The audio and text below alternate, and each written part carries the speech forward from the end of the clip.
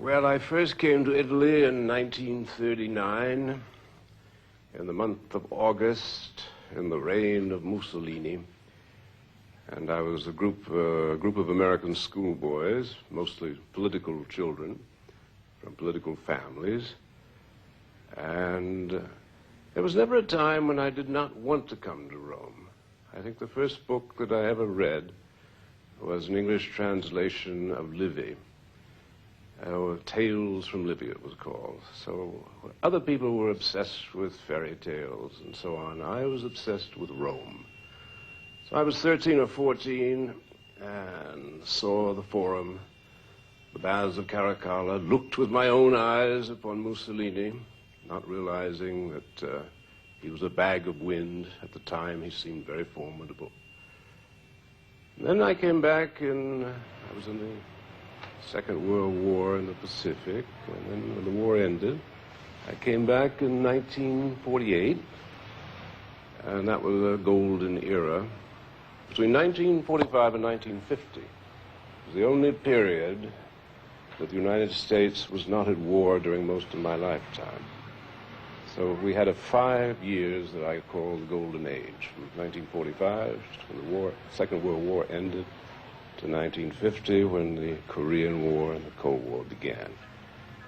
And in 48 and 49, Rome was a marvelous place, not only for foreigners, but it was a marvelous place for the Italians, because they were coming back to life again after fascism. Then, after an active political career in the United States, I decided to give up politics, practically speaking, and I would go back to novel writing after 10 years of the theater, movies, and criticism, and politics.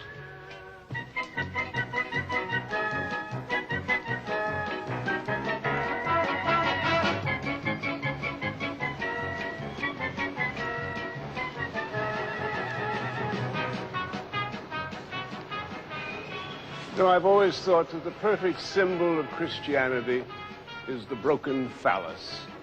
I suppose this comes from too literal a reading of the Old Testament. Thou shalt not look upon thy father's nakedness.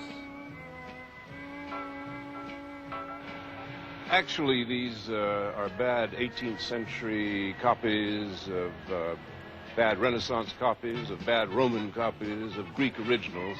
So we can say the Christians not only broke the phallus, but they also created these bad copies. The Romans were very ambiguous about nudity, male nudity in particular.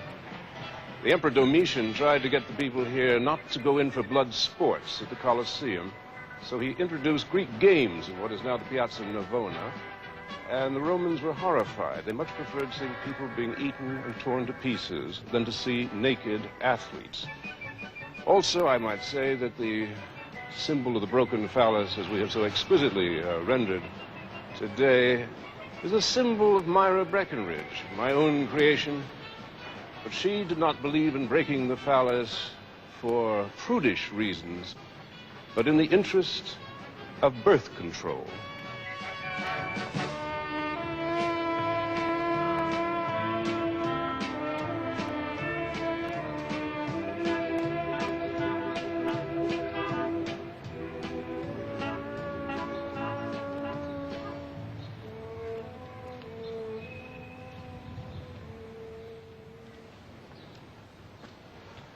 I must say, once again, these broken columns put me in mind of my extravagant creation, Myra Breckinridge, which was invented right here in Rome some 12 years ago. And it was an ambitious subject. First, a man called Myron decided to change sexual identity and become a woman, falls in love with a woman, and decides to become a man again, and achieves this more or less. And then the ultimate, in the sequel, which is called Siren of Babylon. In Germany, Myron becomes two people caught in a 1940s film. And they are fighting for this body. And also, since Myra is a devoted Malthusian, much worried about overpopulation, she ends with a plan of transforming the entire masculine population of the world into what Myra calls fun-loving Amazons.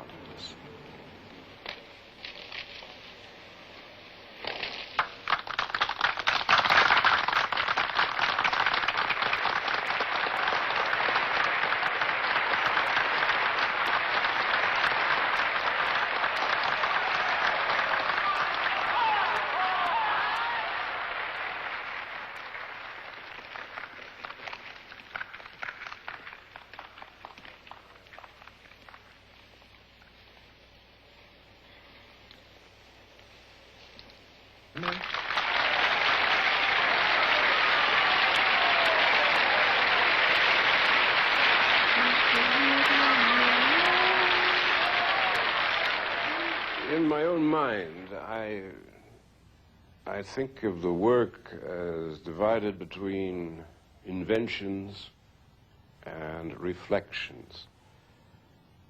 Now, I like the inventions the best because they don't come to you very often in a lifetime, and when they do, it's like being inhabited by Socrates' demon. You don't know where these voices come from. I never knew where the voice of Myra Breckinridge came from.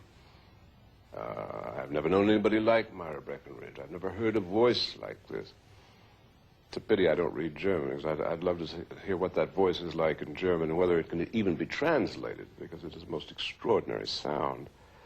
Myron, which was a sort of a diptych as a work, I like equally as well. And the other inventions, Kalki, is the current one.